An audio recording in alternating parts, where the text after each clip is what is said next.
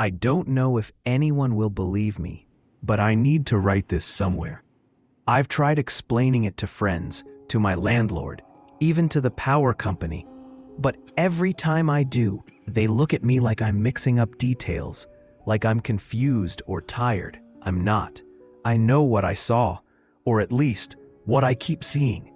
I've lived in the same apartment for 3 years, 47A, in an old 9-story building near the city center. It's not great, but it's cheap, and the neighbors mostly keep to themselves.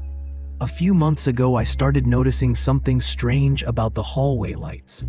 They flickered sometimes, but not randomly. Always in a pattern. 3 short blinks, then a long one. It reminded me of Morse code, though I couldn't make sense of it. At first, I thought it was just bad wiring, but it only happened when I was alone in the corridor. If someone else walked by, the lights stayed perfectly still. It got worse around the same time the new tenant moved into 49C. No one had seen him move in, but there was suddenly a name on the mailbox, E. Holland. Packages started showing up almost daily. All unmarked, brown paper, no return address. Sometimes I'd hear footsteps in the hall around 3 a.m. Slow, deliberate, one after another. And then the sound of someone whispering near my door. When I looked through the peephole, there was nothing. Just the lights flickering again. 3 short, 1 long. One night, I tried to record it. I set up my phone facing the hallway and left it recording while I pretended to sleep. At 2:43 a.m., the hallway lights dimmed. The camera picked up faint movement, like static, except it was shaped like a person, not walking, just leaning forward, right against my door, as if listening. Then the lights went out completely. When they came back, the figure was gone. But in the video, for about half a second, you can see something written on the wall across from my door. It wasn't there in the morning. The letters were shaky and faint, but I'm certain it said, "Stop looking." After that, I couldn't sleep. Every night, I'd hear noises, footsteps above me, voices in the vents, the faint buzz of the lights coming alive again. But what really scared me was what I noticed next. The building had 9 floors. It always had. Except now, the elevator panel had a button for 10. I thought it was a prank, but when I pressed it, the doors closed and the elevator started moving. It went up past the 9th floor, but it didn't stop. The numbers on the display glitched. 10, 11, 12, 0, 13. When the doors finally opened, I saw another hallway, identical to mine, except the lights were off. At the far end, I saw a door labeled 47A, my door. I stepped out just once, and everything felt heavier, like the air was thicker or slower. The walls pulsed faintly, as if they were breathing. When I walked closer to the other 47A, I could hear something inside, not talking exactly, but mimicking it. It sounded like my voice, but wrong. Like hearing yourself recorded, only deeper, slower, stretched thin. I ran back to the elevator and slammed the button for 1. The doors closed, but the panel was gone, just a blank metal wall. And in the reflection, I saw someone behind me, standing perfectly still. When I turned around, the elevator was empty. I woke up in my bed. For a while, I thought it had been a dream, until I checked the footage again. The recording ended at 2:43 a.m., right when the hallway lights went out, but the video file had doubled in size overnight. When I played it, the screen showed the elevator interior, my reflection staring at the camera. Except I hadn't filmed that, and the reflection, it blinked. It's been a week now.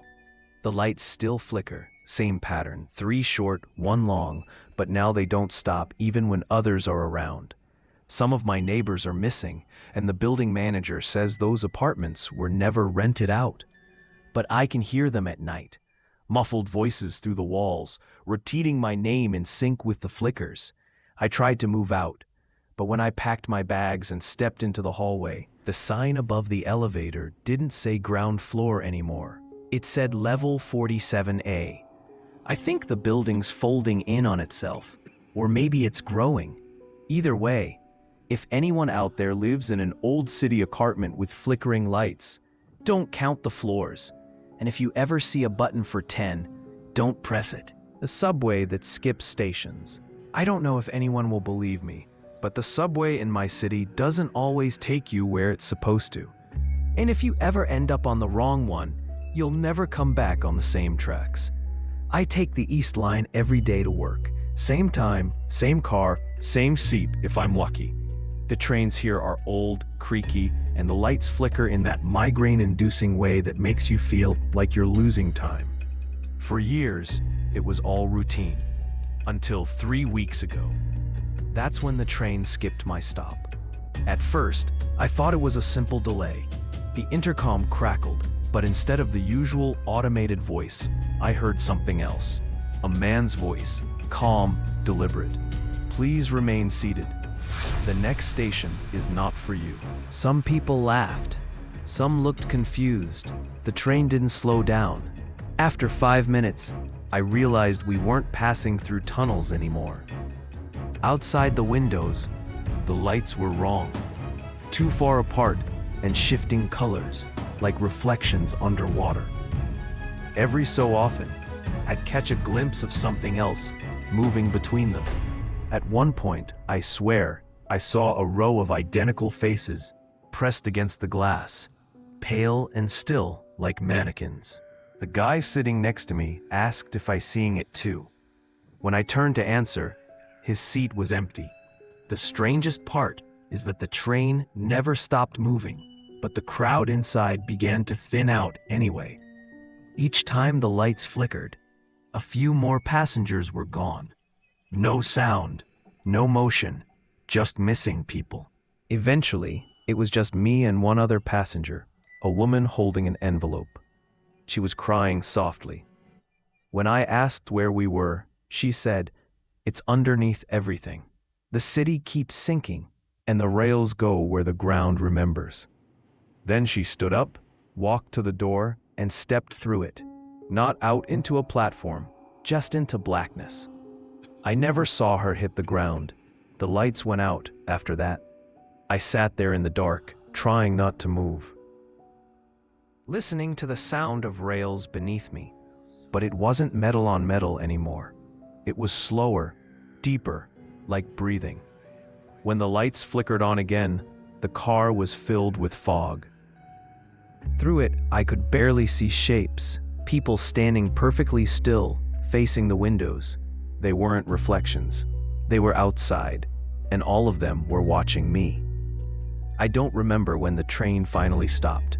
When the doors opened, I stepped out into a station I didn't recognize. No name signs, no people, just old tiled walls and a smell like damp paper. The schedule board above me flickered through destinations that didn't exist.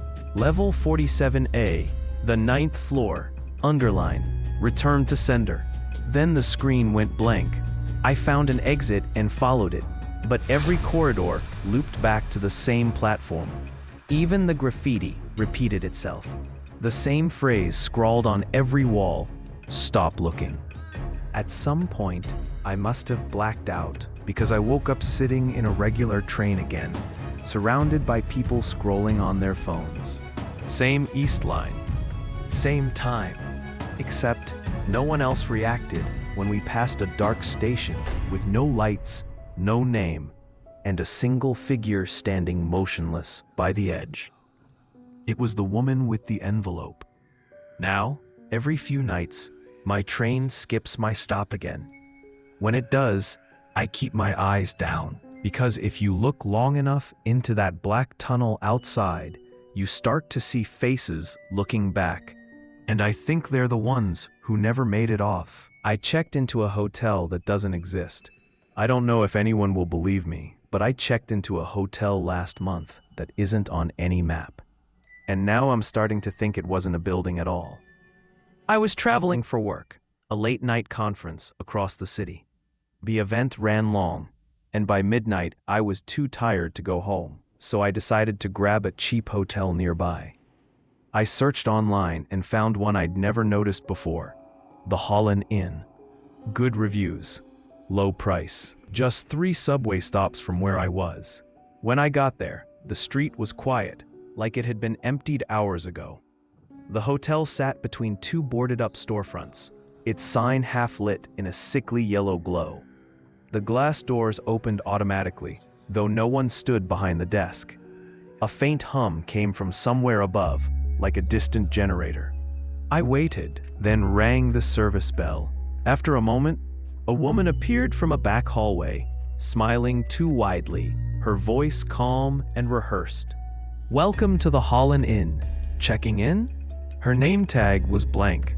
When I gave her my ID, she didn't even look at it. She handed me a keycard labeled Room 904. No paperwork, no payment, just breakfast is served at dawn.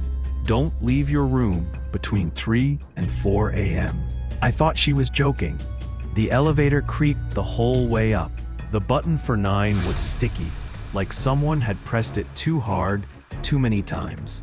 When the doors opened, I stepped into a narrow hallway that looked far longer than the building should have allowed. Faded carpet, dim sconces, a smell like old water and burnt wires. My room 904 was at the very end. Inside, everything was spotless, too spotless. The sheets tucked with surgical precision, the clock blinking 0300 no matter how many times I reset it. When I turned off the lights, the hum from the lobby returned, louder now, rhythmic, breathing. Around 3:17 a.m., someone knocked on my door, 3 times, slow. When I looked through the peephole, I saw nothing, just the hallway, darker than before. Then I realized the carpet outside had changed color. It was red. The knock came again, but from inside the room. I must have passed out, because when I woke, the sun was rising, but the light outside my window didn't look right. It was pale, thin, like it had been painted on glass. Down on the street, people were walking, but all in the same direction, perfectly synchronized. At breakfast, the dining room was full but silent. Every person there had their head turned toward the same wall, watching static play on an old TV. When I tried to speak, no one looked at me. The woman from the desk appeared beside me again. "Checkout?" she asked. I said yes. She handed me a folded receipt. No total, just a single line. Room 47A, paid in full. That wasn't my room. When I stepped outside, the street was gone. The hotel stood alone on an endless gray plain, surrounded by power lines stretching out to nowhere. I turned around, and the building was gone too. When I came to, I was sitting on a bench at a subway station I didn't recognize. No one else was there. The next train roared past without stopping, the windows filled with faces pressed against the glass, pale, unmoving. In the reflection, I saw the hotel behind me, its neon sign flickering. The last thing it spelled before fading out completely was Holland, the same name from the packages in that apartment building, the same name carved into the station tiles on the line that never ends. It's been 3 nights since then, and every time I close my eyes, I hear that hum again. Distant, patient, growing closer. My phone won't connect to any map app anymore. It just says, "You are currently checked in."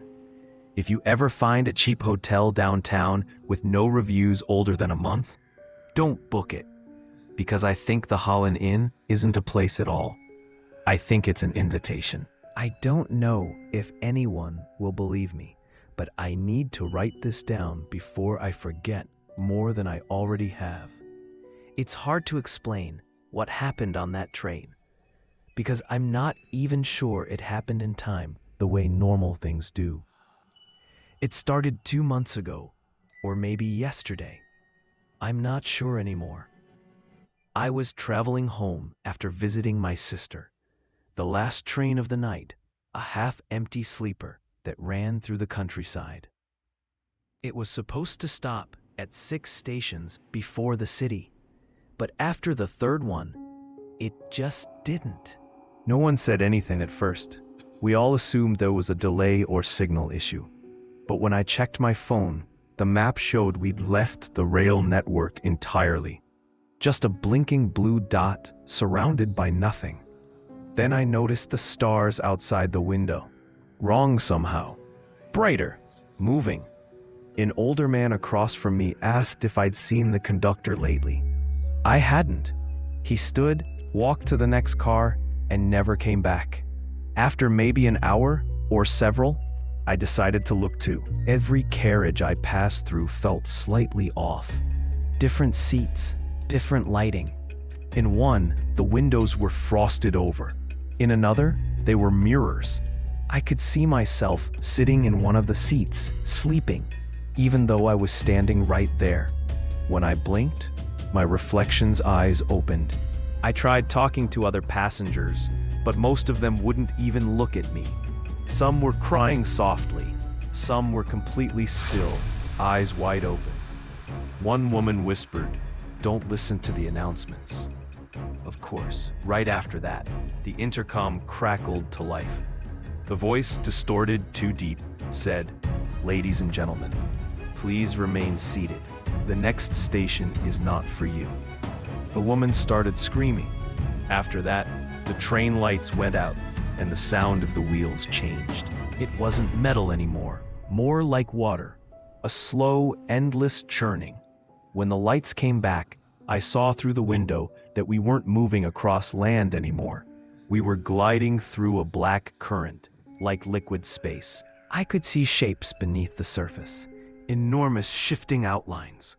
Sometimes they looked like faces. Sometimes they looked like cities. I found the conductor eventually, or what was left of him. He was sitting in the engine car, staring out the front window. When I asked where we were, he said, "We're still on track. It's the world that derailed." Then he looked at me and said, "You shouldn't be here yet." The lights flickered again, and he was gone. I don't remember how I got off. 1 second I was standing in the aisle. The next I was outside, alone, on a platform I didn't recognize. No signs, no buildings, just fog and a faint sound of rails humming somewhere in the distance. My phone said it was 3:12 a.m., but the date was missing. The only thing in my gallery was a single video, 3 seconds long, me staring out a window into total blackness, whispering, "It's not the train moving." I deleted it. Now, sometimes when I take the subway, I feel the same vibration under my feet. Too deep, too constant, like it's still passing beneath us somewhere. A few nights ago, I heard the announcement again, faintly, through my earbuds. The next station is not for you. The sound wasn't coming from my phone. I don't know where that train goes, or what it's carrying now. But if you ever board a night train and no one checks your ticket, get off. Even if the doors haven't opened yet.